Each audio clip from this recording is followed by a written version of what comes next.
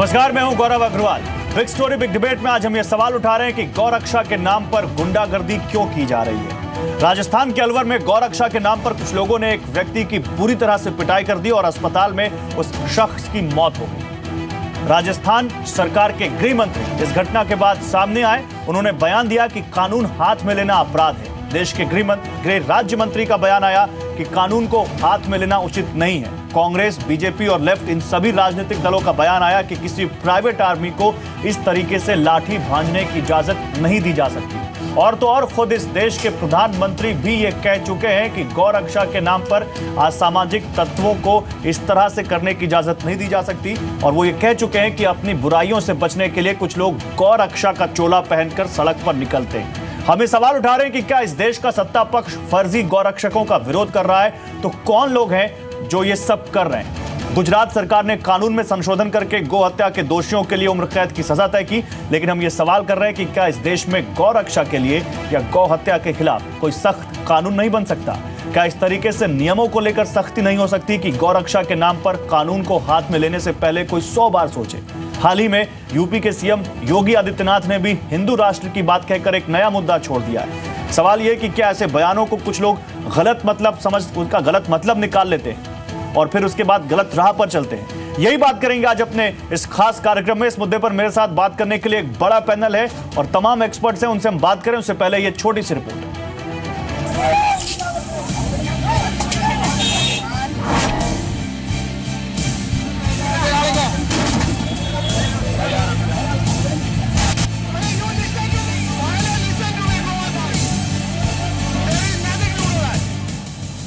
गौरक्षा के नाम पर कुछ लोग अपनी दुकानें खोल करके बैठ गए हैं।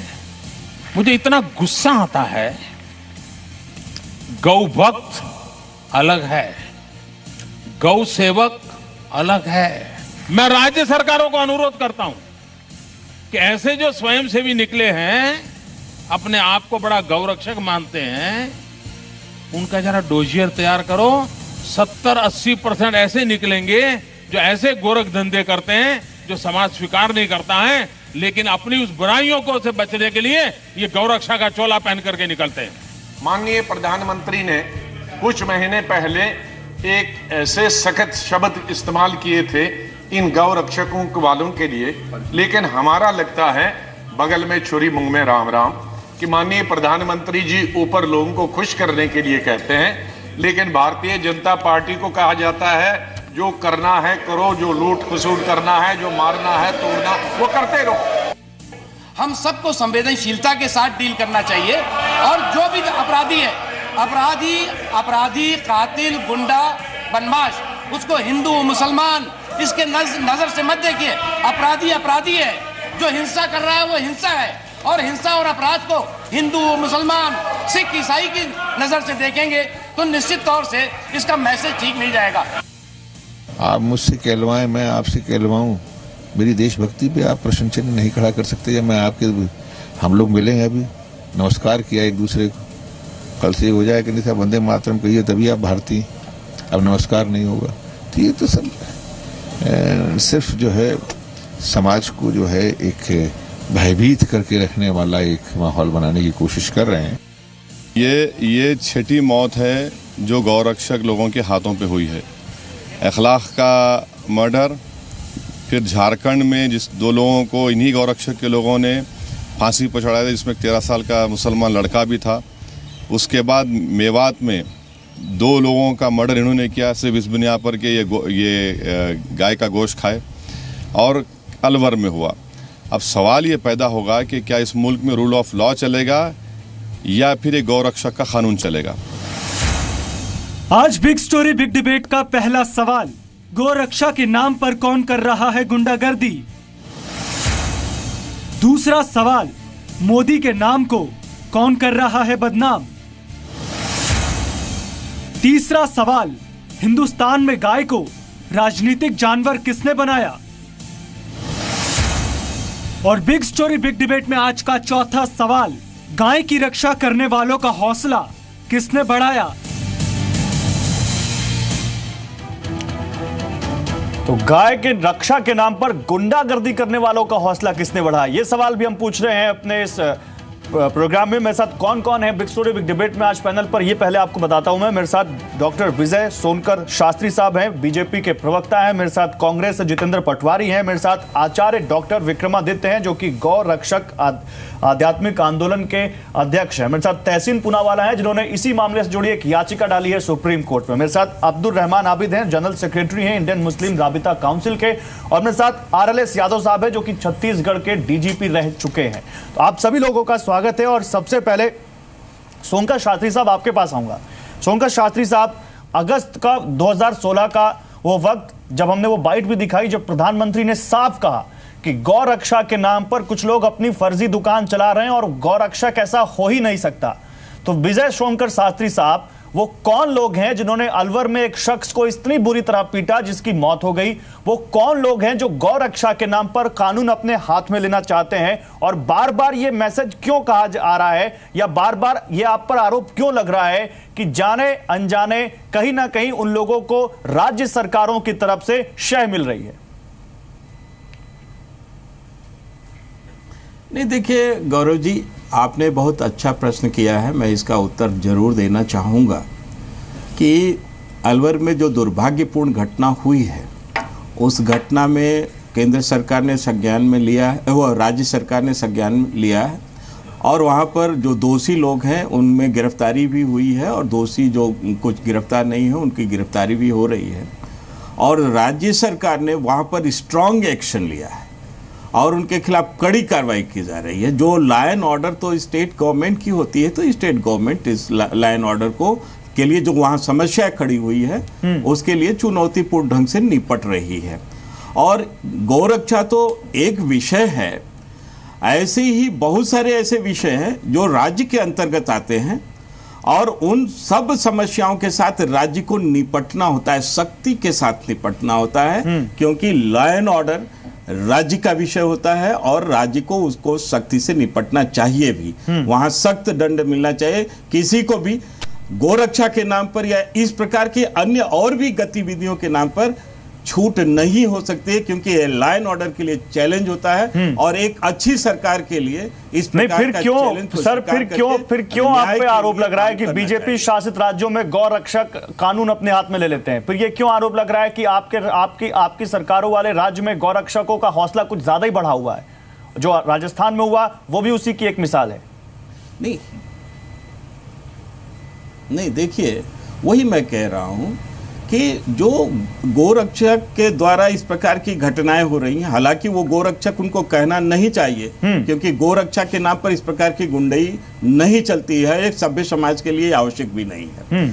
लेकिन बावजूद इसके अगर वहां कहीं इस प्रकार की आपराधिक घटनाएं हो रही हैं, तो इसके लिए वहां की वो सरकारें जिम्मेदार हैं। लेकिन उन सरकारों के नाम पर अगर केंद्र को दोषी मानना, केंद्र के ऊपर इस प्रकार की बात करना, या भाजपा के लोग ऐसा कर रहे हैं इस प्रकार की बातें कहना, मुझे लगता है कि इस पर भी विपक्ष को विचार करना होगा। ठीक है, मतलब जीतू पटवारी सही है। ठीक है, ओके शास्त्री साहब, देखिए, हम ये बात नहीं कह रहे हैं वहां पर गुंडई हुई है, और सरकार जो राज्य सरकार का विषय है, राज्य सरकार उस पर कड़ा एक्शन ले रही है। सर, लेकिन गृह मंत्री जो है उन्होंने ऐसा बयान दिया जिस पर सवाल उठे कि उन्होंने गौ रक्षकों को सही ठहरा दिया, लेकिन कहा कि कानून अपने हाथ में नहीं लेना चाहिए। उस पर आऊंगा मैं, लेकिन जीतू पटवारी, जो यहाँ पर डॉक्टर शास्त्री कह रहे हैं, उससे तो लगता है ना तो केंद्र सरकार, ना तो बीजेपी, ना ही इनकी कोई राज्य सरकार गौ रक्षकों को वहां पर गौ रक्षक के नाम पर गुंडागर्दी करने वालों का वहां पर कोई समर्थन करती है। फिर ये कौन लोग हैं जीतू पटवारी जो पीएम नरेंद्र मोदी के इतने कड़े शब्दों के बावजूद नहीं सुधर रहे? और क्या आपको लगता है कि ये लोग हैं कुछ जो कहीं ना कहीं इस सरकार की बदनामी करना चाहते हैं? गौरव, दो बातें हैं। ये कौन लोग हैं वो जो इतने कड़े बातों के बाद भी अपना काम करते हैं? ये विचारधारा है। ये विचारधारा वो विचारधारा जो नरेंद्र मोदी जी जिससे निकल के आए हैं। शास्त्री जी बड़ी समझदारी की बातें कह रहे हैं, पर ये बताएं कि वो नारा गाय हमारी माता है, कौन इसको खाता है? पिछले 50 साल 60 साल से इस देश में कौन चिपकाता रहा लोगों के घरों पे? आप ये बताएं कि जिस तरीके से बीफ का आयात निर्यात आपकी सरकार आई, नरेंद्र मोदी जी की सरकार आई, उससे बाद इतना ज्यादा कैसे बढ़ गया? जीतू पटवारी, आप ये भी बताएं इस सवाल पे बहस हो सकती है। नहीं जीतू पटवारी सुनिए, जीतू पटवारी इस सवाल पे बहस हो सकती है कि गौरक्षा के नाम पर किसी को कानून लेने का हक, अपने हाथ में लेने का हक नहीं है। लेकिन एक बात पे तो कोई बहस नहीं, मेरे ख्याल से इस पैनल में अगर वो हिंदू धर्म का है तो भी नहीं है, तो भी वो ये मानता होगा कि हिंदू धर्म में गाय पूजनीय है, गाय का स्थान, और उसके ऊपर कोई क्वेश्चन मार्क नहीं आता, वो आस्था से जुड़ी हुई है। कोई उनकी राजनीतिक एक मिनट डॉक्टर शास्त्री, जीतू पटवारी की बात पूरी हो जाए। गौरव, दो बातें बहुत महत्वपूर्ण है। शास्त्री जी को पूरी बात सुने और उसके जवाब दे तो बेहतर होगा। बीच बीच में हम एक दूसरे को टोकेंगे, अपनी बात पूरी नहीं कर पाएंगे। मैं जीतू पटवारी मध्य प्रदेश की विधानसभा में एक प्राइवेट मेंबर आपको मैं उत्तर देना चाहता हूं आस्था का कि जहां law and order doctor Shastri सुन लीजिए, डॉक्टर शास्त्री सुन लीजिए, मामला है जहां अपराधियों की बात है वहां आप मोदी जी, डॉक्टर शास्त्री सुन लीजिए, doctor Shastri one by one आप डिबेट में बीच बीच में बोलेंगे तो ये तरीका ठीक नहीं है। आपने अपनी बात कही, पूरी बात हमारी भी सुनो। नहीं, डिबेट में आप कुछ भी बोल रहे हो, उसका उत्तर कैसे मिलेगा आपको? डॉक्टर शास्त्री, अभी तो डिबेट शुरू हुई है, अभी सबका एक एक वर्जन आ जाए, फिर ओपन डिबेट करते हैं, फिर आपको मैं बोलूंगा, दूंगा टाइम। लेकिन डॉक्टर शास्त्री अभी रुकिए। जीतू पटवारी आप बोलिए, जीतू पटवारी बोलिए। जनता पार्टी की यहाँ सरकार है, आप जीतू पटवारी आप मुद्दे पर आइए। बीच में बोलकर पूरी बात नहीं, जीतू पटवारी नहीं बोल रहे, वो आप मुद्दे पर आइए। मेरा गौरव दो बातें हैं कि जिस तरीके से ये विचारधारा है, जिसने इस तरीके के भाव इस देश में पैदा किए, वो परिवार के लोग जो गाय माता की आस्था का केंद्र है, जिनकी आस्था का केंद्र गाय माता है, जो पूजना चाहते हैं, उसको सुरक्षित रखना चाहते हैं, भारतीय गाय को राष्ट्रीय पशु के रूप में दर्जा भी दिलवाना चाहते हैं जिससे उसकी रक्षा हो सके। पर केवल उस पर वोट लेना, उस पर राजनीति करना, उस पर हिंदू और मुसलमान के बीच में खाई बांटना और बिना काम से वो तथाकथित लोग देश में दहशत फैलाना और हिंदू राष्ट्र की परिकल्पना से उसको जोड़ना, इस तरीके के भाव पैदा करने का एक सोचा समझा षड्यंत्र है। मतलब आप कह रहे हैं ये षड्यंत्र है, ये षड्यंत्र है, और आप कहीं ना कहीं इसका टीका भी बीजेपी और बीजेपी के समर्थित संगठनों पर फोड़ रहे हैं। एक मिनट सर, एक मिनट, मैं आता हूँ, जीतू पटवारी आता हूँ। क्या कहते हैं भारतीय जनता पार्टी, क्या कहते हैं, और ये लोग अपना काम करते हैं। ठीक है, तहसीन पूनावाला, ठीक है, जरा एक कानून की नजर से भी इस पूरे मामले को समझते हैं। तहसीन पूनावाला वो है जिन्होंने इस मामले के खिलाफ याचिका डाली है। तहसीन पूनावाला, जरा बताइए हमारे दर्शकों को कि आपको किस बात पर आपत्ति है, किस चीज को आप कोर्ट लेकर गए हैं, और फिलहाल आपका क्या पक्ष है? मैं बता दूं, लेकिन उसके पहले जीतू जो एक जवाब देना चाहता था, मैं उस जीतू की बात को आगे रखते हुए शास्त्री जी को जवाब देना चाहता हूं। इसलिए मैंने अपनी याचिका में मोदी जी को भी जिम्मेदार बनाया, क्योंकि मैं जानता हूं कि लॉ एंड ऑर्डर एक स्टेट सब्जेक्ट है, लेकिन अगर अखलाक के वहाँ के कातिलों के वहाँ जब उनकी मौत हुई, केंद्र के मंत्री महेश शर्मा नहीं जाते, उसको तिरंगा में नहीं लपेटते, आज अलवर में ये हादसा नहीं होता। सबसे पहली बात। अब मैं लीगल पॉइंट्स पे आ रहा हूँ। मेरी जो याचिका है वो ये है कि वो, आपने एक बहुत सेंसिटिव मुद्दे को यहाँ पर दूसरे मुद्दे से मिला दिया। मैंने कहा है क्योंकि गौ रक्षकों के खिलाफ में गया हूं, क्योंकि ऐसे देखेंगे तो बहुत सारे ऐसे मुद्दे हैं जिनको हम मिला सकते हैं। नो जस्टिफिकेशन के कोई आदमी किसी को मारे, आप उसको तिरंगा में लपेटो, देयर इज नो जस्टिफिकेशन। इसको आप जस्टिफाई कर ही नहीं सकते। वो मामला अभी चल रहा है और उसमें वहां पे केंद्र के मंत्री गए थे, उसको तिरंगा में लपटा हुआ था, और अगर वो नहीं होता आज अलवर नहीं होता। आप चाहे इसे माने या ना माने। अब मैं लीगल मुद्दे पे आता हूँ। लीगल मुद्दा ये है कि लोग भाग रहे हैं। शास्त्री जी, मैंने आपके बीच में नहीं बोला, प्लीज हैव सम रिस्पेक्ट। आप मेरे बीच में ना बोले, थोड़ा सा आप रिस्पेक्ट रखिए डिबेट में। आप सीनियर है, रिस्पेक्ट रखिए। उसका जवाब आपको चाहिए। आप बाद में दीजिए जवाब, जब आपकी बारी आएगी तब आप जवाब दीजिए। गौरव ने बोले बीच में ना बोले। रुक जाइए। Thank you. मैं माननीय सुप्रीम कोर्ट से अपनी पिटीशन में मैंने ये मांग की है कि केंद्र और 6 राज्य सरकारों को वे नोटिस दे, और नोटिस के द्वारा जो ये गौ रक्षक को लीगल सैंटिटी देते हैं, कानूनी प्रोटेक्शन देते हैं, उस कानूनी प्रोटेक्शन को ये रद्द किया जाए। अगर आप छत्तीसगढ़ के सालवा जुडुम का जजमेंट देखेंगे सुप्रीम कोर्ट का, उसमें क्लियरली कहा है कि law and order can not be outsource to anybody. सबसे पहली बात। ठीक है। दूसरी बात ये हमने की कि जो हमने 10 घटना, आज अलवर की 11वीं घटना orally in front of the respected जज रखा है, इन 10 घटनाओं पे nobody less than the officer ranking of principal secretary इसका जवाब दे। क्यों? क्योंकि हमने देखा है अलवर में भी आपने देखा नकवी साहब ने पार्लियामेंट में इसे डिनाई किया, कटारिया साहब ने इसे डिनाई किया, अलवर के एसपी ये कह रहे शायद वो चोरी कर रहे थे, गाय चोरी कर रहे थे। सवाल गाय चोरी कर रहा है, सवाल आपके फ्रिज में गाय है, गाय का मीट है नहीं है, वो नहीं है। सवाल ये है अगर मैं सिग्नल तोड़ता भी हूं, आपको ये अधिकार नहीं है मुझे रास्ते पे पकड़ते मारना। ठीक है, ये जो गुंडागर्दी करी, यही तो सवाल है। गुंडागर्दी पर सवाल उठाना बिल्कुल जायज है, लेकिन गौरक्षा पर, मैं गौरक्षा पे आपको बताता हूं, गौरक्षा की लीगल सैंक्टिटी पर जो आप सवाल उठा रहे हैं, ये अगर स्टेट का law and order subject state का है, तो फिर आप पीएम को कटघरे में क्यों खड़ा करते हैं, जब इसके बावजूद वो कह रहे हैं कि गौरक्षा के नाम पर कुछ लोग फर्जी दुकान चला रहे हैं। जब वो ये कह रहे हैं उसके बावजूद आप कटघरे में खड़ा कर रहे हैं, तो लगता है कहीं ना कहीं इसके पीछे भी कोई राजनीति है। मैं आता हूं आपके पास, मैं दूसरे पैनल से एक सवाल लेता हूं, क्योंकि मैं दूसरे पैनल से जवाब दे देता हूं, क्योंकि पीएम ने मांगा था सारे राज्यों से कि गौरक्षकों का एक डोजियर बनाया जाए, वो आज तक डोजियर उस पर फॉलो अप किया। आपको बता रहा हूं उसका लीगल आंसर बता रहा हूं। मैं दूसरे पैनल से एक मिनट एक सवाल में ले लेता हूं। आपराधिक घटना है, आचार्य जी को बोलने दीजिए। मैं जरा छत्तीसगढ़ के जो फॉर्मर डीजीपी इनसे एक टेक्निकली लेता हूं। सर, अगर कोई सरकार, कोई राज्य की विधानसभा किसी संसद में कोई कानून बनाकर किसी को कोई लीगल सैंक्टिटी देती है, तो उसको चैलेंज करने का अधिकार किसी को हो सकता है। लेकिन अगर राज्य सरकार ये कहती है कि law and order state subject है और किसी को हाथ में लेने का, कानून हाथ में लेने का हक नहीं है, तो ये उसका क्या मैसेज जाता है सर? क्या मैसेज जाता है? सरकार क्या उनको शह दे रही है या सरकार उनको रोकने की कोशिश कर रही है? देखिए, कटारिया साहब गृह मंत्री जो हैं, उनका बयान आउटराइट कंडेमनेशन नहीं था।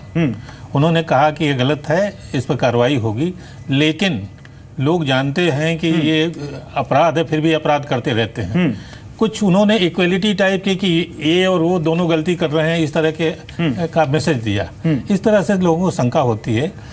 ये गौ रक्षक के नाम पर जितनी गुंडागर्दी हो रही है, राज्य सरकारों को और खास तौर से रूलिंग पार्टी को आउटराइट उसको कंडम करके कार्रवाई करनी चाहिए।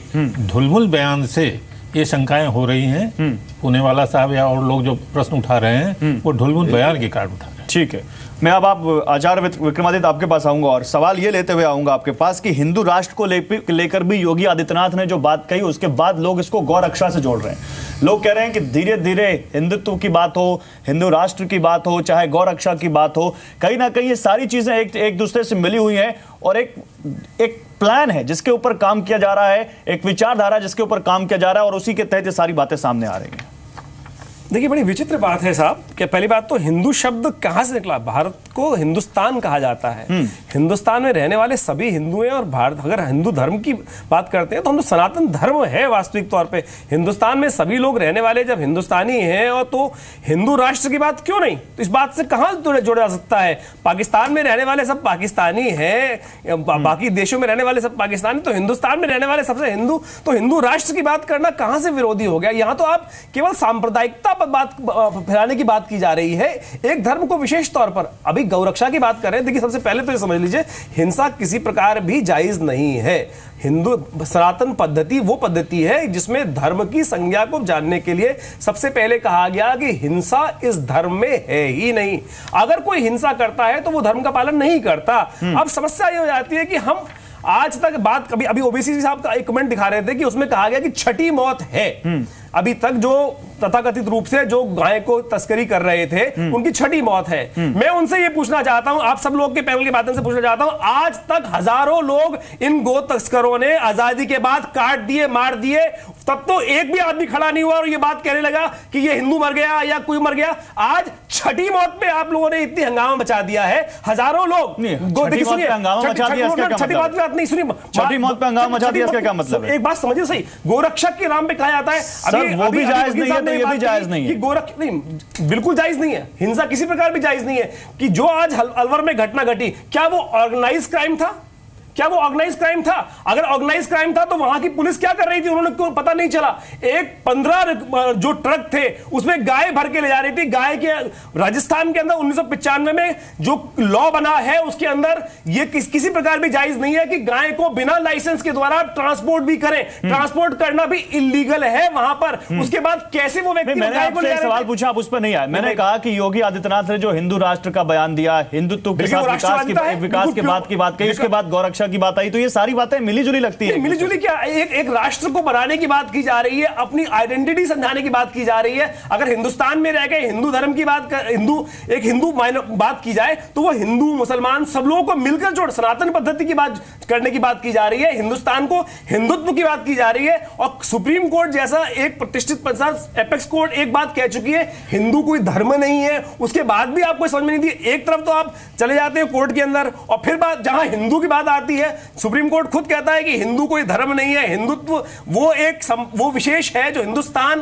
पूरा जिससे बनता है। तो हिंदू राष्ट्र की बात कहां से एक धर्म विशेष की बात आ गई? अगर धर्म विशेष की बात करनी होती तो वो सनातन धर्म की बात करते। तो इस बात को केवल जोड़ना या एक राजनीतिक, ये सारी की सारी राजनीति हो रही है, ये इस देश को बढ़ाने की बात नहीं हो रही है। जो भी आज तथाकथित रूप से पिछले 50 सालों से कांग्रेस का राज था, क्यों नहीं किया उन्होंने?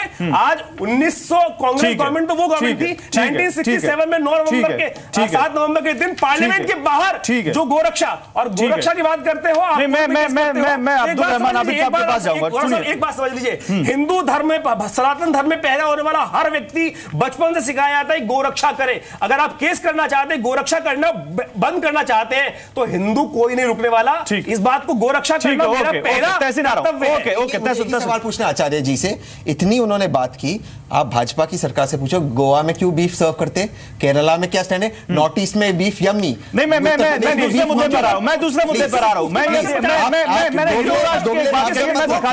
योगी आदित्यनाथ ने हिंदू राष्ट्र को लेकर क्या कहा? एक मिनट आचार्य जी, अगर ऐसी बात सुनिए, योगी आदित्यनाथ ने क्या कहा, उन दोनों मुद्दों को लेकर जाएंगे फिर अब्दुल रहमान आबिद के पास। हिंदू राष्ट्र की अवधारणा कहीं गलत नहीं है।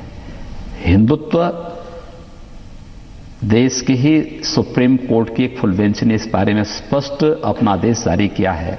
यह कोई मत, कोई मजहब या उपासना विधि नहीं है, यह एक वे ऑफ लाइफ है।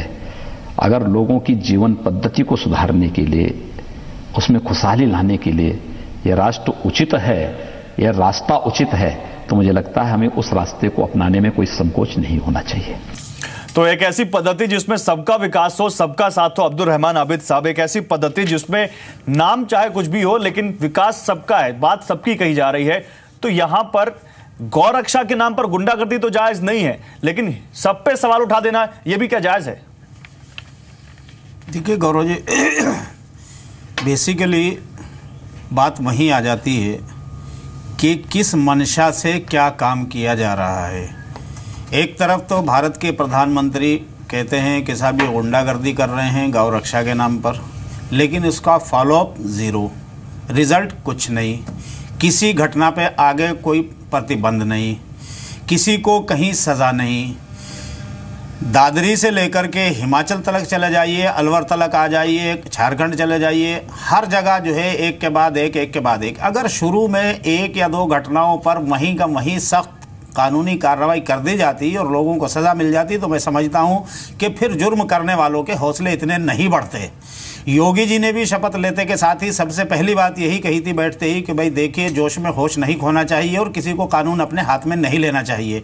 लेकिन आज यूपी में आप देख लीजिए, देवबंद में एक आदमी पर एक आरोप है किसी क्राइम का, वो अदालत में पेश होता है, उसको जो है गिरवा जो है पट्टे गले में डाल करके और गिरवा वस्त्र पहन करके लोग जाकर उस पर हमला कर देते हैं। मुरादाबाद में एक ड्राइवर को जो है जबरदस्ती पकड़ के पीट के उसके माथे पे तिलक लगा के उससे कहते हैं भारत में रहना होगा तो वंदे मातरम कहना होगा, भारत माता की जय कहना होगा, तिलक लगाना होगा।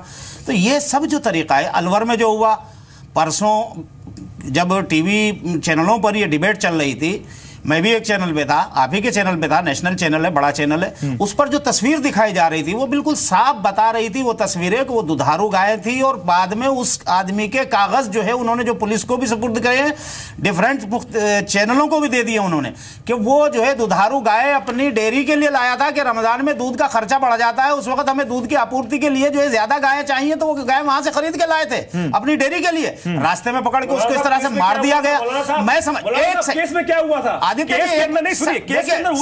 पहले सबर से सुनिए, पहले सबर से नहीं, गलत बात देखिए यही तो एक एक करके सर, एक एक करके यही तो केस में सुनते लीजिए क्या 10 बातें गलत कही, मैंने बीच में नहीं बोला। गलत बात नहीं, आप केस में सुन लीजिए क्या हुआ था। आपने 10 बातें गलत बोली, मैं बीच में नहीं बोला। आप पहले सुनिए सबर के साथ। केस में हुआ क्या था? नहीं, गौरव जी पहले सबर के साथ पूरी बात आ रहा था व्यक्ति। विक्रमादित्य जब आप गलत बात कर रहे हैं, आप झूठ बोल रहे हैं। यही तो वो चीज है, यही तो वो चीज है जो आपकी मंशाओं को बिल्कुल सामने कर रही है लोगों को।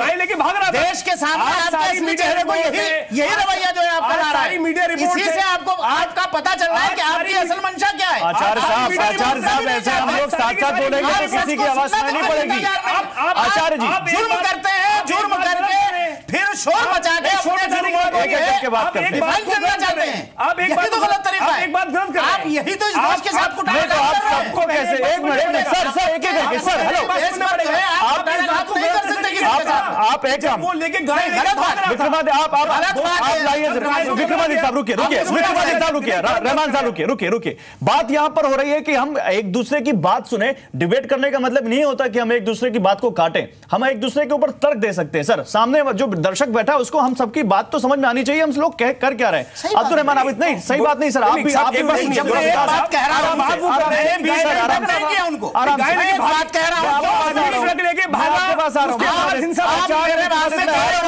आपको मौका दे अब्दुल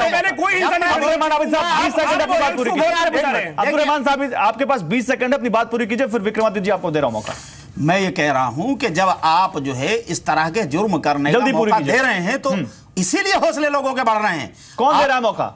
गवर्नमेंट, स्टेट गवर्नमेंट हो गया कि गवर्नमेंट मौका दे रही है? स्टेट गवर्नमेंट दे रही है। कहां आपने ये कहां से ला रहे हैं आप तथ्य की सरकार मौका दे रही है? सरकार उन लोगों को वहां का गृह मंत्री बैठ करके कह रहा है, टीवी चैनल्स में उसका बयान आ रहा है सामने। हमने वो कह रहे हैं कि साहब कानून को तो हाथ में नहीं लेना चाहिए, लेकिन गौ रक्षकों को यह अधिकार है कि वो रास्ते में रोक सकते हैं। किसने दिया ये? कौन सा कानून का अधिकार दिया? नहीं, किसी गौ रक्षक को यह अधिकार नहीं है कानून से। उसको सिर्फ इतना अधिकार है कि सामने अगर वो पुलिस को फोन करे कि साहब ये गाड़ी जा रही है, गौ रक्षक को अधिकार नहीं है कि वो किसी को मार देगा। भारत सरकार ने आईपीसी 98 के अंदर आराम से विक्रमादित्य सब आराम से देखिए, भारत सरकार के अंदर आईपीसी एक्ट के अंदर 98 सेक्शन जो है उसके अंदर प्राइवेट डिफेंस की एक बात कही गई है कि हम सब जो भी अपनी प्रॉपर्टी है, भारत संस्कृति के अंदर सनातन पद्धति के अंदर कहा गया कि गौ रक्षा करना मेरा एक निजी धर्म है और गाय मेरी एक निजी प्रॉपर्टी भी है। अगर मैं आपके पास आ रहा हूं सर, लेकिन उसके रूप में हाथ में नहीं ले सकते। बिल्कुल नहीं ले सकते कानून को हाथ में। आप किसी पर हाथ नहीं उठा सकते, डंडा नहीं चला सकते। आपने जान से मार दिया। कहना क्या चाहते हैं? आप गाय के नाम पर इंसानों को जान से मारेंगे? आपके घर में कभी चोरी हुई है? आप इस देश को बर्बाद करना चाहते हैं? आप इस देश को यही दिक्कत है, यही दिक्कत है, यहाँ पर गोलीबार, यही दिक्कत है। अब्दुल रहमान आबिद साहब, यही दिक्कत है। आराम से बात नहीं कर रहे हैं हम। चिल्ला क्यों रहे हैं?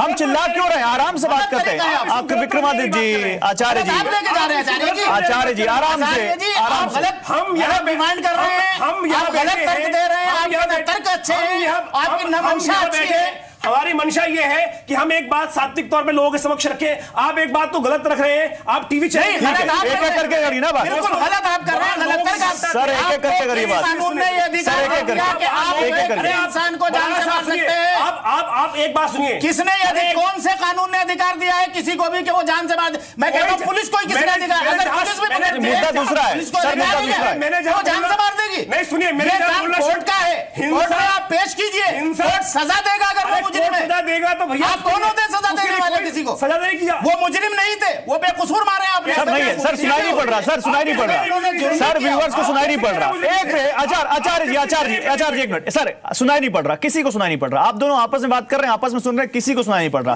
तहसीन को सुनाई पड़ रहा, मुझे नहीं। एक मिनट, एक प्लीज, मैं आप दोनों से रिक्वेस्ट कर रहा हूं, आराम से बात करिए। मैं हो गया सर, मैं आ रहा हूं। मैं बिल्कुल, मैं आचार्य जी भी शुरू में बड़े आराम से बात कर रहे थे, आप भी बड़े आराम से बात कर रहे थे, लेकिन फिर एकदम से पिच हमारी हाई क्यों जाती है? हम नॉर्मल बात मैं बार-बार उनसे रिक्वेस्ट कर रहा हूं सुनने की तरफ। आप भी अप्लाई करिए ना आचार्य जी। सर मैं आपके पास आ रहा हूं सर, एक मिनट। बहुत अच्छी है सर, शुक्रिया आपका, लेकिन आप डिबेट अच्छे तरीके से, आपका भी जिम्मा डिबेट अच्छे तरीके से हो। सर एक चीज बताइए, अगर कोई मेरे धर्म का विषय है, कोई मेरी आस्था का विषय है या किसी की आस्था का विषय है और उसके ऊपर उसको शक है कि उसकी तस्करी हो रही है, जैसे गाय के बारे में अलवर में जो हुआ, तो किसी को यह हक है कि वो किसी से पूछताछ कर सके कि तुम ये क्या कर रहे हो बगैर कानून हाथ में लिए या नहीं? ये आप क्लियर कीजिए। देखिए, दो ट्रेंड हैं। गो रक्षा, गो हत्या के बारे में कानून सख्त हुए और गो रक्षक विकसित होने लगे, दोनों साथ साथ चल रहा है 2-3 साल से। ये इम्प्रेशन ये है कि हिंदू राइट एक्सट्रीम जा रहा है और ये मैं बीजेपी वालों से कहना चाहता हूँ, वेस्ट बंगाल में जब कम्युनिस्टों को खत्म करना था तो उनके विरोधियों ने लेफ्टिस्ट एक्सट्रीमिस्ट को खड़ा किया। बीजेपी की बेइज्जती जो होगी, उनके जो फ्रिंज एलिमेंट्स हैं बहुत एक्सट्रीम कार्रवाई करने जा रहे हैं। सर आपसे ये बताया डॉक्टर शास्त्री, मेरी बात पहले बोलो, जायज है कि हमें गोरक्षा करनी चाहिए नहीं करनी चाहिए? हाँ, वही बोल रहे हैं। तो गो रक्षा करनी चाहिए, हर हिंदू करना चाहिए। 10 करोड़ तो आपके सदस्य हैं, वो कर सकते हैं। अलग से आपने टोलियां बना रखी हैं एज इफ नहीं, अगर वो बीजेपी का कार्यकर्ता कर सकता है और बीजेपी का कार्यकर्ता नहीं है तो नहीं कर सकता, इसका क्या मतलब? नहीं, ये हर हिंदू खबर कर सकता है यदि वो गऊ की तस्करी हो रही है। वो पुलिस को खबर कर सकता है, वो तस्कर को रोक सकता है, तस्कर को रोक भी सकता है, पुलिस को रिपोर्ट कर सकता है। ये तो हमारी ड्यूटी है कानून में, यदि किसी कानून का वायलेशन है। लेकिन तस्करी या गो हत्या के लिए जा रहे हैं, नॉर्मल जा रहे हैं तो नहीं रोक सकता है। तो दोनों में अंतर है। ठीक है, कोई अपराध के लिए जा रहा है तब तो हमारी जिम्मेदारी है इंडियन पेनल कोड में, जैसा कि आचार्य। नहीं, आपने एक बहुत बड़ी बात कही, आपने एक बहुत बड़ी बात कही, आपने एक, मैं आ रहा हूं तहसीन आपके मुद्दे पर, आपने एक और बहुत बड़ी बात कही, आपने कहा कि हिंदू एक्सट्रीमिस्ट ही बीजेपी को नुकसान पहुंचाएंगे। तो योगी आदित्यनाथ जो बात कर रहे हैं हिंदू राष्ट्र की, हिंदुत्ववाद की, तो क्या बीजेपी को नुकसान पहुंचाएगा? ये समय बताएगा, क्योंकि ये देश में हमारा हिंदू धर्म समन्वय वाला धर्म रहा है। इतनी देर से बाहर से इतने लोग आए, हमने सबको आत्मसात कर लिया, उनसे कुछ सीखा, अपने कुछ सीखा और इससे ये देश चलता जा रहा है। ये देश प्रगति तभी करेगा जब अतिवाद को हम रोकें। ठीक है, चाहे अतिवाद इधर का हो चाहे अतिवाद उधर का हो। ठीक है, तो इसलिए हम सबको का कर्तव्य है कि देश को अतिवाद से रोकें। ठीक है, आपने बड़ी बात की। तहसीन कुछ कहना चाह रहे हैं? तहसीन जल्दी। 2-3 मुद्दे में रखना चाहता हूँ, फिर आ रहा हूँ डॉक्टर शास्त्री आपके पास। आ रहा हूँ जीतू पटवारी। मैं 2-3 मुद्दे रखना चाहता हूँ। मैं इस बात से शुरू कर रहा हूँ, मान लो वो लोग गाय की हत्या भी करने जा रहे, मान लो इससे शुरू करते, ये इनका आरोप है, तब भी आपको अधिकार नहीं है किसी को मारना और किसी की जान लेना। आपका कानूनी दायित्व ये है, अगर आप गौ रक्षक भी है, आप पुलिस को इन्फॉर्म करें, उन्हें रोके। आपको किसी को प्लीज, मैं आपको बीच में नहीं बोला, प्लीज आप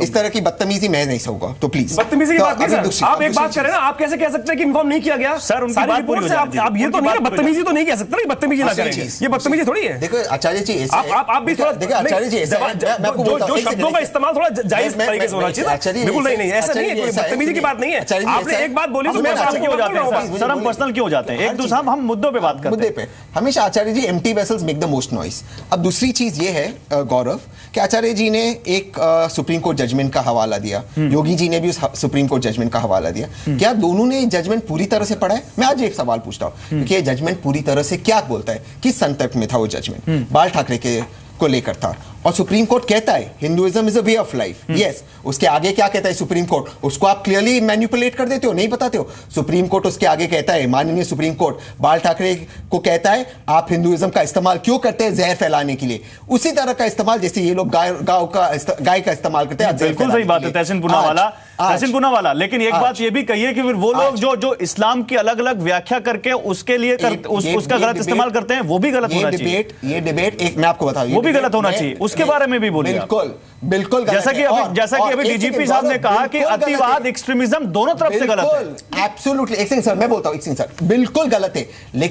लेकिन आपको और एक चीज बताओ, यहां पर इस्लाम पे डिबेट नहीं चली, बिल्कुल गलत है एक्सट्रीमिज्म में इस्लाम, बात और दोनों पक्षों की होगी, बिल्कुल गलत है। प्लीज। और दूसरी चीज, इस्लाम कभी ये नहीं कहता कि इस्लाम इज अ वे ऑफ, मैं तो एथिस्ट हूं, मैं नास्तिक हूं, मैं आपको, लेकिन मैं इस्लाम और हिंदुइज्म दोनों की पढ़ाई किया हूं। इस्लाम ये नहीं कहता Islam is a way of life, Islam अपने आप को धर्म मानता है। ये आचार्य जी कहते हैं Hinduism is a way of life, फिर आप उसका इस्तेमाल जहर फैलाने के लिए बिल्कुल नहीं, ये दूसरा मुद्दा है। अगर इसका इस्तेमाल गलत तरीके से करें तो वो गलत है। हिंदुइज्म बड़ा ही नहीं है, मतलब you are saying this thing, you are claiming this thing. Tehseen, मैं एक बात बताऊं, आराम से बात करते हैं, आराम से आचार्य जी, आराम से तहसीन अपनी बात पूरी करिए, एक मिनट तहसीन अपनी बात पूरी करिए, मैं आ रहा हूं। तहसीन अपनी बात 10 सेकंड पूरी करिए। कहते हैं Hinduism is a way of life, then आप इस वे ऑफ लाइफ को इस्तेमाल करते जहर नहीं फैला सकते। और अगर आप मानते कि धर्म है, अगर आप मानते कि धर्म है, एक सेकंड लास्ट लाइन, अगर आप मानते हैं धर्म है तो फिर जो योगी आदित्यनाथ कहता है हिंदू धर्म हिंदू राज्य होना चाहिए, वो गलत है कि अब मैं आपको बताता हूं सर, इस पैनल में कोई भी इस बात पे सहमत नहीं है कि कोई भी धर्म हो, हिंदू हो, मुस्लिम हो, क्रिश्चियन हो, सिख हो या कोई भी पंथ हो, कोई भी धर्म हो, किसी के भी नाम पर किसी को भी कानून हाथ में लेने का, किसी के ऊपर अत्याचार करने का, क्राइम करने का हक नहीं है। संविधान सबको इजाजत देता है अपने अपने तरीके से अपने धर्म फॉलो करने के। संविधान ये भी कहता है सेक्युलर देश है। सर बिल्कुल सेक्युलर देश है, तभी हम सब एक बैठ के यहाँ डिबेट कर रहे हैं, डेमोक्रेटिक देश है। लेकिन डॉक्टर शास्त्री इंदिरा गांधी ने बाद में जोड़ा था और बाद में कंट्रोवर्सी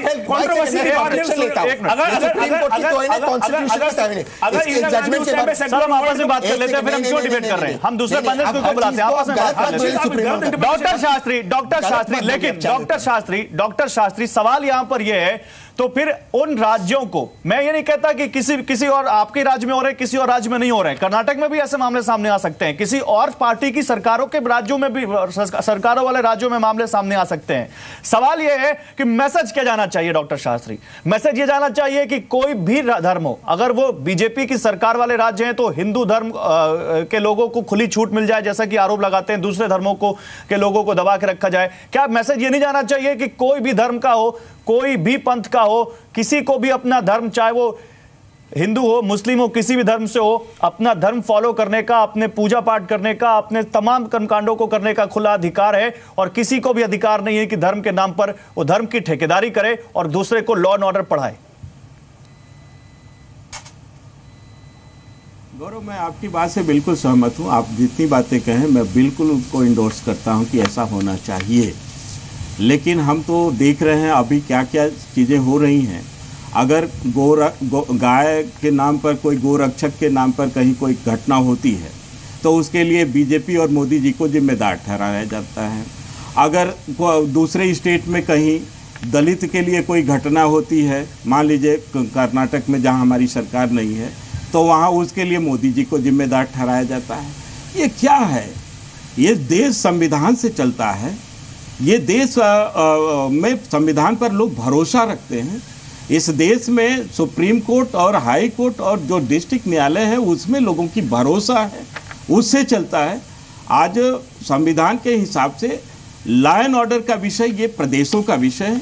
अगर वहाँ पर इस प्रकार की घटना होती है, मान लीजिए पंजाब में कोई घटना होती है, मान लीजिए दुर्भाग्यवश हिमाचल में कोई घटना होती है, तो उसके लिए फिर तो कांग्रेस पार्टी के और सोनिया गांधी को जिम्मेदार माना जाएगा? ऐसी तो बात नहीं है। बात यह है कि अगर कहीं भी किसी स्टेट में कोई भी आपराधिक घटना होती है तो उसके लिए वहां की सरकार जिम्मेदार होती है और उसकी वहां की सरकार को उस केस में स्ट्रांग एक्शन लेने की जरूरत है। लेकिन गौरव जी, मैं बहुत सारी बातें सुन रहा था, आपने कहा मुझे पूरा अवसर मिलेगा उत्तर देने के लिए, तो मैं दो चार जल्दी और भी उत्तर देना चाहता हूँ। आपने योगी जी की बातें कही, आपने तस्मीन पूनावाले ने सुप्रीम कोर्ट के उसका हवाला दिया था जिस पर कि उसने वे ऑफ लाइफ की बात कही थी। सारे लोग हिंदू हिंदू की बात कर रहे हैं। मैं इस पैनल से पूछना चाहता हूं, इसमें महाराज जी भी हैं, सॉरी टू से, आप बता सकते हैं कि हिंदुत्व के बारे में कौन कितनी जानकारी रखता है? हिंदुत्व को 2 मिनट के अंदर कोई एक ऐसा व्यक्ति है जो डिफाइन करके हमको बता दे? यहीं पर इतने पैनलिस्ट बैठे हैं और हिंदुत्व पर इतनी चर्चा हो रही है, और हिंदू राष्ट्र की बात अगर योगी जी करते हैं तो उस पर भी टिप्पणी हो रही है। तो कृपया आप लोगों में से कोई व्यक्ति 2 मिनट में हिंदुत्व क्या है ये हमको समझा दे। वैसे मैं समझाऊंगा, इसका उत्तर मैं दूंगा, लेकिन मैं अभी आप लोगों से ये जानना चाहता हूं कि आप लोग हिंदुत्व के बारे में क्या समझते हैं? जीतू पटवारी समझाएंगे आप? जीतू पटवारी नहीं गौरव, दो बातें हैं। डिबेट ये हिंदुत्व पे और हिंदुत्व राष्ट्र बनाने पे नहीं है, गौ माता की रक्षा दोनों पे, गुंडागर्दी दोनों पे। मेरा सवाल दोनों है पे कि गुंडागर्दी पर भी है और योगी आदित्यनाथ के बयान पर भी है। हिंदुत्व पर टिप्पणी कर रहे हैं तो हिंदुत्व पर बताइए। गौरव और नहीं तो मैं बताऊंगा गौरव जी। मैं गाय माता के आस्था का केंद्र है। कोई मुस्लिम या सिख या ईसाई अगर गाय माता की डेयरी या गाय माता के दूध का व्यापार करना चाहता है तो इस देश का संविधान उसको इस बात की परमिट करता है, नहीं करता है। ये मोदी जी का सबका साथ सबका विकास टिप्पणी कर रहे हैं तो हिंदुत्व को डिफाइन सबका साथ सबके विकास के नारे का इस तरीके से क्या होगा? मेरा सवाल ये है, शास्त्री जी शांति से सुनो भाई, आप चिल्लाते बहुत। अभी तो ज्ञान की बात कर रहे थे, अभी बीच बीच में डिबेट में इस तरीके की हरकत करते हो। बहस कर रहे हो तो बताओ हिंदुत्व पर। मैं बात करता हूँ हिंदुत्व का विराट हृदय यह है कि सबको समाने का उसका अपना एक संस्कार है, उसकी अपनी एक परिभाषा है। हिंदुत्व ये है, उसमें राजनीतिक रोटियां सेकने के बजाय सबको, पूरे विश्व को, ब्रह्मांड को, सर्व कुटुंब का भाव के साथ हिंदुत्व को जिंदा रखने का भाव है। हिंदुत्व ये है जिसमें शिव में ब्रह्मांड बसता है और ब्रह्मांड में जीव बसता है, ये हिंदुत्व है। राजनीतिक रोटियां सेकना और उस पर वोट की खेती करना ये हिंदुत्व नहीं है। शास्त्री जी, आप बीच बीच में बोलकर डिबेट को डाइवर्ट करने की कोशिश करते हैं। आप ये हिंदू और मुसलमान के नाम पर देश को बांटने की कोशिश करते हैं। ये देश सबका साथ सबके विकास के जो आपके वादे थे उस पर तो बात करते नहीं। कितने लोगों को रोजगार दिया इस पे बात करते नहीं। क्या इस देश के किसान के हालात है उस पे बात करते नहीं। विदेश नीति आपकी कैसी है, कश्मीर के हालात क्या है इस पे तो बात करते नहीं। बात करूंगा ले देखे हिंदू मुसलमान गाय की बात, डिबेट इस तरह के भाव जीतू पटवारी कौन कहता बात नहीं करते? ये नहीं बता पाएंगे सर। हफ्ते में 5 दिन हम इन सभी मुद्दों में बात करते हैं। इस पर भी बात करते हैं कि क्या हो रहा है कश्मीर में, इस पर भी बात करते हैं क्या हो रहा है उत्तर प्रदेश चुनावों में, और इस पर भी बात करते हैं कि अवैध बूचड़खानों को लेकर उत्तर प्रदेश में क्या कार्रवाई हो रही है। लेकिन इसका मतलब ये नहीं है कि हम जो आज जो आपसे सवाल पूछा जा रहा है आप उसका जवाब न देकर दूसरे सवाल उठा दें। बिजनेस का एक कार्यक्रम सिर्फ धार्मिक आधार पर कैसे लोगों के भाव में कहीं न कहीं डिस्ट्रैक्शन पैदा हो उसी पे रहता है। अरे वाह, अरे वाह जीतू पटवारी, वाह क्या तारीफ कर दिया आपने, बहुत सही। जीतू पटवारी, मैं आपको 500 प्रोग्राम दिखा सकता हूं, बट मुझे यहाँ किसी को सर्टिफिकेट देने की जरूरत नहीं है, ना किसी को प्रूव करना है कि मैं किस पर डिबेट करता हूं। ये मेरा और मेरे चैनल का अधिकार है कि हम किस मुद्दे पर डिबेट करें। नो, किसी को अधिकार नहीं है, किसी को अधिकार नहीं है। क्या दिखता है नॉट एक्सेप्टेड एट ऑल। आप मुझे नहीं सिखा सकते मुझे किस पे बात करनी है। आपका मन है तो आपका स्वागत है इस डिबेट में, नहीं मन है तो कोई हमें दिक्कत की बात नहीं है। लेकिन सर, आप debate with all due respect आप हमें मत सिखाइए कि हमें किस पे बात करनी है, प्लीज। नहीं जीतू पटवारी, आपसे सीधे सवाल पूछ लिए जाए, आपसे सीधे सवाल पूछ लिए जाए तो आप हमें सिखा दीजिए। हमारा ही चैनल हो, हम आपके सर ठीक है, छोड़ दीजिए, आप वो सब बातें मत करिए। मैं यहाँ पर तहसीन पूनावाला, आप कुछ बताना चाह रहे थे, हिंदुत्व पे आपको जवाब देना चाह रहे थे, आप जल्दी से जवाब दीजिए। आप सुनिए, हिंदुत्व पे जवाब दे रहे हैं यहाँ पर तहसीन पूनावाला आपको। शास्त्री जी, ये बड़े दुर्भाग्य की बात है कि आप जिस अहंकार से बात कर रहे हो हिंदुत्व के, आप रिप्रेजेंटेटिव होकर बात कर रहे हो। हिंदुत्व तो वो दरिया है, वो समुद्र है जिसमें श्री राम रावण को मारने के बाद, प्लीज आप बीच में ना बोलिए, प्लीज बीच में ना बोलिए। श्री राम रावण को मारने के बाद रावण के पास जाके उनसे माफी मांगते। हिंदुत्व वो है जहाँ पे श्री कृष्णा गंधारी का श्राप लेते, हंसते हुए श्राप लेते। घमंड नहीं होता श्री कृष्णा में, क्योंकि जानते हो उनके दुनिया में समय कहते हैं। जिस घमंड से आप बात कर रहे हो, जिस घमंड से आप हिंदुत्व को 2 मिनट में डिफाइन करने की बात करते हो, ये मेरे भाई, यही तो अफसोस है। आपने हिंदुत्व को ट्विटर और 2 मिनट में डिफाइन कर दिया। आपने हिंदुत्व को नेशनलिज्म जैसी छोटी चीज में डिफाइन कर दिया। हिंदुत्व को तो समुद्र और आसमान भी डिफाइन नहीं कर सकता। आप 2 मिनट में चले हिंदुत्व को डिफाइन करें। शास्त्री जी, ये अहंकार तो रावण को ले डूबा, आप तो फिर भी एक इंसान हो रहे हैं। शास्त्री जी, आप मुझसे हिंदुत्व पे बहस करना चाहिए, हो जाए ठीक है। शास्त्री जी अब थोड़ा आगे बढ़ते हैं, आप आगे बढ़ते हैं। सॉरी, मैं आचार्य तो मैं बता दूं। नहीं सर, एक मिनट सर, बता दूं हिंदुत्व क्या है। मैं आ रहा हूं जीतू पटवारी, रुकिए सर, 1 मिनट। आचार्य विक्रमादित्य, सवाल यहाँ पर हिंदुत्व का सवाल, यहाँ पर हिंदुत्व उठाया तो इसका उत्तर तो ले। अच्छा चलिए, बोल दीजिए, आप जवाब दे दीजिए। देखिए, हिंदुत्व का अर्थ होता है हिंदू तत्व। तो इतने तत्व भी नहीं होते कि उनको याद करना मुश्किल हो जाए। धृति क्षमा दम अस्ते शौचम इंद्रिय निग्रह धी विद्या सत्यम अक्रोधम दशकम धर्म लक्षणम, यही जो धर्म के 10 लक्षण हैं, हिंदुत्व के तत्व हैं। इसमें एक एक को साफ साफ मैं हिंदी में बताना चाहता हूं। धृति का अर्थ होता है धैर्य, क्षमा का अर्थ होता है दया और करुणा, दम का अर्थ होता है साधना और तपस्या, डिस्टर्ब मत कीजिए। और आस्ते का अर्थ होता है चोरी न करना, शौचम का अर्थ होता है स्वच्छता और पवित्रता, और इंद्रिय निग्रह का अर्थ होता है आत्मनियंत्रण, धी का अर्थ होता है आध्यात्मिक ज्ञान, विद्या का अर्थ होता है भौतिक ज्ञान, सत्य का अर्थ होता है सत्य और अहिंसा, अक्रोध का अर्थ होता है अहिंसा, सत्यम और अहिंसा, सत्य और अहिंसा, ये 10 तत्व है। इसमें एक भी ऐसा कोई तत्व नहीं है जिससे कि भेदभाव पैदा करे, मनुष्य के विषय में मनुष्य को कोई अंतर डाले। ये बेस्ट ह्यूमन बीइंग के लिए ये आप पर सर सुनिए, वे ऑफ लाइफ सर ये तो बहुत अच्छी बात है। डॉक्टर शास्त्री बहुत तारीफ के काबिल आपने बात बताई है, लेकिन डॉक्टर शास्त्री फिर आपके सामने आपके साथी इस पैनल में अब्दुल रहमान आबिद बैठे हैं, वो फिर ये आरोप क्यों लगाते हैं कि योगी आदित्यनाथ जो अपना एजेंडा चला रहे हैं हिंदुत्व का, उसमें कहीं ना कहीं इनको अपने लिए खतरा नजर आता है? फिर ये क्यों कहते हैं कि यहां पर ये गौरक्षा को आप जैसे आपकी पार्टी और गौरक्षकों को आपके लोग इनफ्रिंज एलिमेंट को श्रेय देते हैं? ये बिल्कुल इनकी मनोकल्पना है। ये लोग जब डिबेट से भाग जाते हैं, जब इनको हारने लगते हैं या इनके पास कोई मुद्दा नहीं तो इस प्रकार की बातें करते हैं। देखिए, हिंदुत्व को इस देश में समझने की कोशिश होनी चाहिए।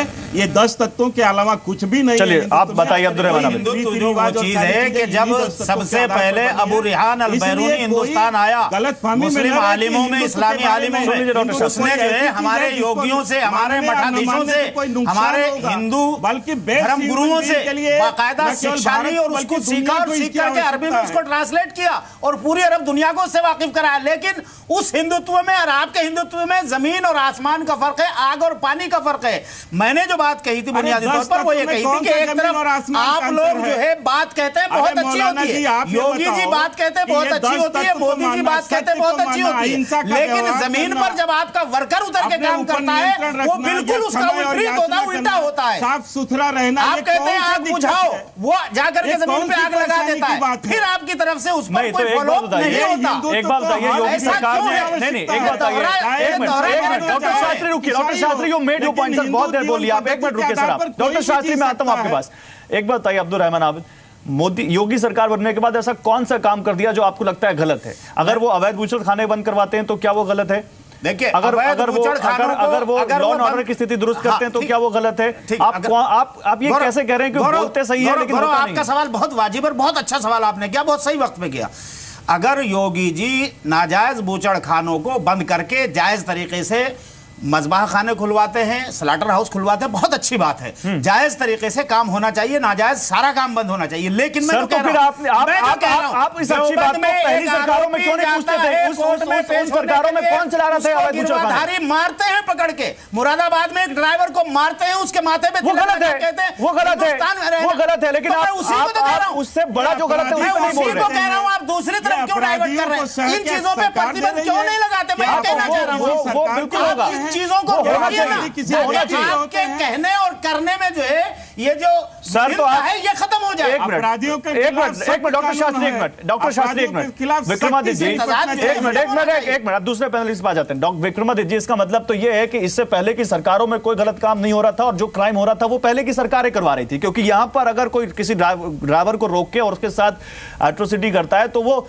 क्योंकि सरकार करवा रही है, तो इसका मतलब इससे पहले या किसी भी देश के किसी भी राज्य में कोई भी काम होता है तो वहां की सरकार करवाती कोई गलत काम। विक्रमादित्य, मैं जवाब लेना चाहता हूं। देखिए साहब, गोरक्षा के नाम पर हिंदुस्तान में आज से नहीं करीब 200 साल से सबसे अलग अलग ऑर्गेनाइजेशंस काम कर रही हैं। उससे पहले भी अनेक संप्रदाय गोरक्षा के लिए काम करते रहे, परंतु सबसे बड़ा आंदोलन 1857 के अंदर गोरक्षा के नाम पर हुआ। जो गोरक्षणी सेना उस वक्त बनाई गई इनके द्वारा दयानंद जी महाराज के द्वारा। उस वक्त गौरक्षा का इतना ज्यादा गौ का मांस खाने की व्यवस्था हो गई थी, इतनी ज्यादा व्यवस्थाएं बन गई थी अंग्रेजों के आक्रमण के बाद से। आपको एक डाटा मैं देता हूं, बड़ा आश्चर्यजनक डाटा है, आपको समझ में आनी चाहिए। हम बैठे हुए या हिंदू मुसलमान आपस में लड़ रहे हैं, अगर वो डाटा आप लोग समझ लें, अगर आप इंडिया की वेबसाइट पे जाए, वहां जाके देखेंगे बीफ सबसे ज्यादा एक्सपोर्ट कहां होता है। आपको जान के आश्चर्य होगा कि किसी भी सऊदी कंट्री के अंदर बीफ एक्सपोर्ट नहीं होता। सबसे ज्यादा जो बीफ एक्सपोर्ट होता था हिंदुस्तान से पिछले 10 साल पहले, वो होता था ऑस्ट्रेलिया के अंदर, अमेरिका के अंदर, यूरोपियन कंट्रीज के अंदर। और हम हिंदू मुसलमान आपस में एक दूसरे पे लांछन लगाते रहते हैं। और पुनः साहब 2 मिनट चाहूंगा, साहब एक बात सुन लीजिएगा, मैं 2 मिनट चाहूंगा आपसे कि आप एक बात समझ लें कि हिंदू मुसलमान और मैं जिस इलाके में रहता हूं, मेरे आसपास कम से कम लाखों मुसलमान रहते हैं। और मेरी कई बार बात हुई और वो मुसलमान हमेशा कहते हैं कि भाई हम तो गाय मांस खाते ही नहीं, इतना महंगा मांस आता है। और सबसे ज्यादा विचित्र विडंबना ये है, मैंने जंतर मंतर पे भी गौरक्षा आंदोलन किया और वहां ये डाटा रखने का प्रयास किया, माना जाता है। एक सेकंड, ठीक है, 1 मिनट, आपकी बात पूरी होगी डॉक्टर। मैं पार्लियामेंट्री फिगर दूंगा। ये फिर से आपके चैनल पे गलत बात कह रहे हैं, ये पार्लियामेंट्री फिगर है। आप नेट पे पढ़ लीजिए साहब, एक सेकंड, आप नेट पे प्लीज, मैं रोका नहीं, गौरव दिस इज अनफेयर। आपने मुझे डिबेट में बोला ये अनफेयर है। आप गलत कह रहे हैं तो मुझे उस बात को करना अनफेयर नहीं है। मैं सुन लीजिए, आचार्य जी सुन लीजिए। नहीं, आप मुझे गलत कह रहे हैं तो मुझे भी करना पड़ेगा। पार्लियामेंट्री फिगर दे रहा हूं, ये पार्लियामेंट्री इनकी भाजपा सरकार ने तो बीफ की बात बंद कर दी ना साहब। Sir let him complete. Parliamentary figure दे रहा हूं, भाजपा सरकार ने पार्लियामेंट को दिया है। सबसे ज्यादा बीफ एक्सपोर्ट पिछले 10 सालों में इन लास्ट 2 सालों में हुआ है। इंडिया नंबर 2 पे पहुंचा है, नंबर 1 पे ब्राजील है, नंबर 2 पे इंडिया है। प्लीज पहले आप सत्य बोले, फिर आप उसके आगे बात करें और नॉर्थ ईस्ट के बारे में आपकी पॉलिसी बता दीजिए। नहीं, एक मिनट, वो बीजेपी के प्रवक्ता नहीं है। तहसीन मैं आपसे एक सवाल पूछता हूँ। तहसीन अब मैं आपसे एक सवाल पूछता हूँ। तहसीन अब मैं आपसे एक सवाल पूछता हूँ। तहसीन सर, मैं आपको मौका दूंगा। मैं आपको तहसीन एक minute sir, one by one बात को नहीं मान सकते। ये इतनी कह सकते हैं हिंदू धर्म में आस्था है, एक लाइन की बात है। अगर गाय को पूजते हैं, क्या आपके लिए गाय पूजनी नहीं होती? इतनी सी बात नहीं कर सकते। और मुझे एक बार बता लीजिए, कुरान के अंदर कहीं ये नहीं लिखा कि गाय को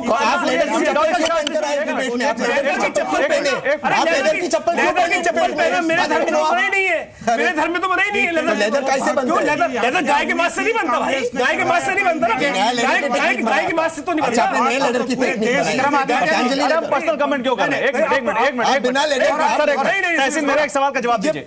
तहसीन मेरे एक सवाल का जवाब दीजिए। एक मिनट सर, तहसीन मेरे एक सवाल का जवाब दीजिए। तहसीन, सवाल यह है कि बहुत अच्छी बात है कि आपको लगा कि गौरक्षा के नाम पर कहीं ना कहीं इलीगल चीजें हो रही हैं, आपको लगा कि कहीं ना कहीं क्राइम और लॉ एंड ऑर्डर लोग अपने हाथों में ले रहे हैं, तो आपने उसके खिलाफ एक पिटीशन डाली।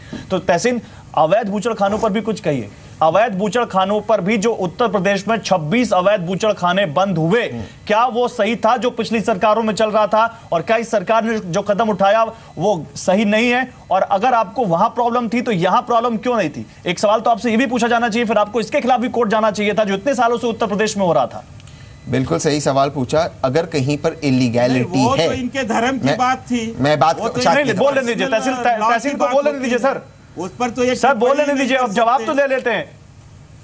जो कुछ भी इलीगैलिटी है, इलीगैलिटी बंद होना चाहिए। लेकिन गौरव जी प्लीज, जो भी इलीगैलिटी है कि law, Shastri ji please, order state का आप पहले, शास्त्री जी आप पहले नॉर्थ ईस्ट की बात कीजिए। देखिए, इलीगैलिटी जो कुछ भी है वो बंद होना चाहिए। लेकिन आपके सवाल का जवाब इलाहाबाद हाईकोर्ट ने दे दिया है कि food is a fundamental right under article 21। और दूसरी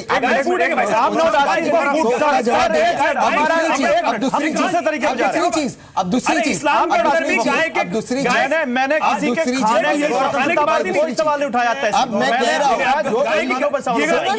जवाब दे रहा हूं, मैं जवाब दे रहा हूं। जो इलीगल है वो इलीगल है ना? जो इलीगल नहीं है, इलाहाबाद हाईकोर्ट ने बोला उनको चालू करो 10 दिन के अंदर। तो फिर आपको यहाँ पर गलत दिख रहा था, तो आपने इसके खिलाफ पिटीशन क्यों नहीं डाली? और तीसरी चीज मैं ये कह रहा हूं, गाय को मारना बिल्कुल ही गलत है हिंदुस्तान में। और गाय के बनाए हुए पदार्थों को भी इस्तेमाल करना, जैसे चप्पल, ये भी इलीगल है।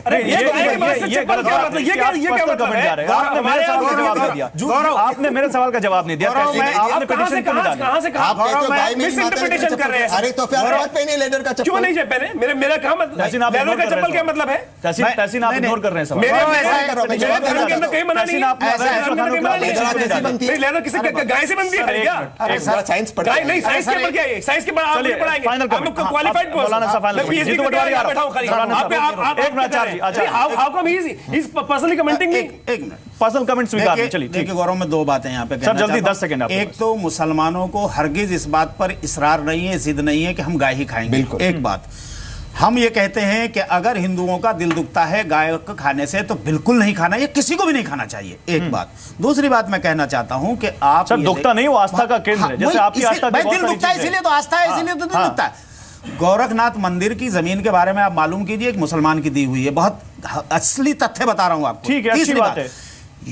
यूपी में या ये कह लीजिए नॉर्थ इंडिया में 43 बीफ की फैक्ट्रियां चलती हैं, जिनमें से 38 हिंदुओं की हैं, 5 है केवल मुसलमानों की। उनको बंद कराइए सबसे पहले। और वहां पर जो अवैध तस्करी से जानवर जा रहे हैं उनको बंद होनी चाहिए। किसी धर्म की, यहाँ धर्म की बात नहीं हो रही है। किसी से नहीं पूछा कि मजदूरी वो करता है। बहुत शुक्रिया। ओके, बहुत शुक्रिया आप सभी लोगों का, बहुत शुक्रिया। कुल मिलाकर बहस होनी चाहिए, और बहस इस बात पर होनी चाहिए कि लॉ एंड ऑर्डर किसी को हाथ में लेने की इजाजत नहीं है, लेकिन बहस इस बात पर भी होनी चाहिए कि किसी की आस्था से खिलवाड़ करने का हक भी किसी को नहीं है, और अगर कोई करेगा तो उसको भी कहीं ना कहीं उसकी कार्रवाई भुगतनी चाहिए, उसका अंजाम भुगतना चाहिए। बिग स्टोरी बिग डिबेट में आज बस इतना ही। आप देखते रहिए जी। नमस्कार।